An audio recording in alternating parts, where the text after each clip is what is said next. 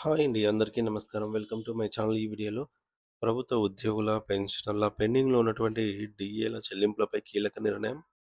So, దీనికి సంబంధించిన పూర్తి వివరాలు ఈ వీడియోలో తెలుసుకుందాము. వీడియో అయితే ఎక్కడ కానీ స్కిప్ చేయకుండా ఎండ్ వరకు చూసేయండి. అప్పుడే ఇన్ఫర్మేషన్ పూర్తిగా అర్థమవుతుంది. అలాగే వీడియో చూస్తున్న ప్రతి ఒక్కరు లైక్ చేయండి ఫ్రెండ్స్. ఈ వీడియోని తోటి ఉద్యోగ, పెన్షనర్ మిత్రులతో అయితే షేర్ చేయండి. కొత్తగా మన ఛానల్ చూస్తున్న వారు ఇంకా ఎవరైనా సబ్స్క్రైబ్ చేసుకోకపోతే వెంటనే మన ఛానల్‌ని సబ్స్క్రైబ్ చేసుకోండి. సబ్స్క్రైబ్ చేసుకోవడం వల్ల నేను చేసే ప్రతి ఒక్క వీడియో మీ వరకు రీచ్ అవుతుంది. ఇక ఆలస్యం చేయకుండా వివరాల్లోకైతే వెళ్ళిపోదాము. ఫ్రెండ్స్, ఇక విషయానికొచ్చినట్లయితే తెలంగాణ రాష్ట్రంలోని ప్రభుత్వ ఉద్యోగులు, ఉపాధ్యాయులు మరియు పెన్షనర్ల పరిస్థితి ప్రస్తుతం అగమ్యగోచరంగా అయితే మారింది. ఎందుకంటే ప్రభుత్వం వారికి చెల్లించాల్సిన కరువు భత్యం, డీఏ బకాయిలు ఇప్పుడు ఏకంగా 6కు చేరుకున్నాయి. అసలు కరువు భత్యం అంటేనే ధరల పెరుగుదలకు అనుగుణంగా ఉద్యోగుల జీవన ప్రమాణాలు పడిపోకుండా ప్రభుత్వం ఇచ్చే అదనపు నిధులు. కానీ రాష్ట్రంలో పరిస్థితి చూస్తుంటే ఆ ఉద్దేశమే నీరుగారిపోతోంది. ప్రభుత్వం గతంలో 3 డీఏలను మంజూరు చేసినప్పటికీ ఇంకా 6 డీఏలైతే పెండింగ్‌లో పడటం అనేది ఉద్యోగ వర్గాల్లో తీవ్ర ఆందోళన కలిగిస్తోంది. ప్రతి 6 నెలలకు ఓసారి ఖచ్చితంగా ఇవ్వాల్సిన ఈ యొక్క అలవెన్స్‌ను ఏడాదికి ఒకటి చొప్పున కూడా ఇవ్వటం లేదని, ఈ ఇటువంటి దుస్థితిలో ప్రభుత్వం ఉందనే విమర్శలు వినిపిస్తున్నాయి.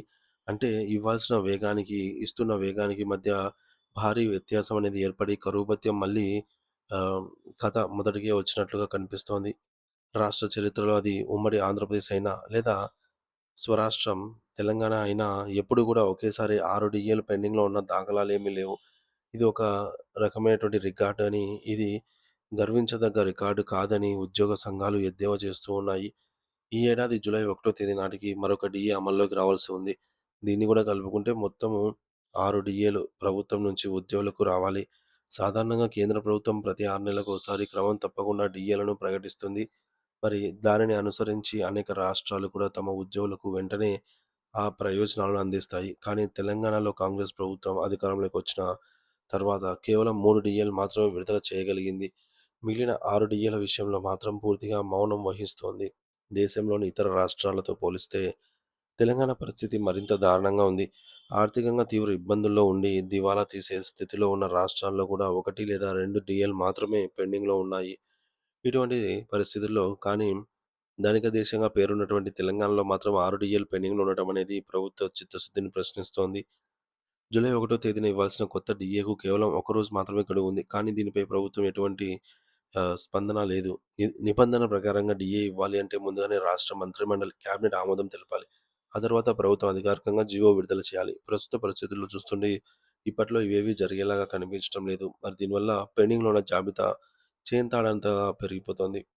ద్రవ్యోల్బణం పెరిగినప్పుడు అంటే మార్కెట్‌లో వస్తువుల ధరలు ఆకాశాన్ని తాకుతున్నప్పుడు ఉద్యోగుల కొనుగోలు శక్తి పడిపోతుంది. ఆ యొక్క లోటును భర్తీ చేసేందుకే ప్రభుత్వం ఈ యొక్క కరువు భత్యాన్ని చెల్లిస్తుంది.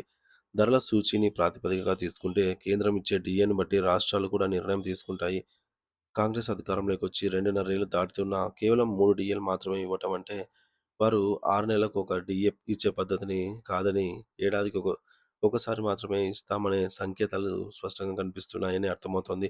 అంతేకాకుండా ఇచ్చినటువంటి ఆ 3 డీఏ బకాయిలను కూడా ఒకేసారి ఇవ్వకుండా సమాన వాయిదాల్లో చెల్లిస్తామని చెప్పడం ఉద్యోగులకు మరింత కృంగదీస్తోంది.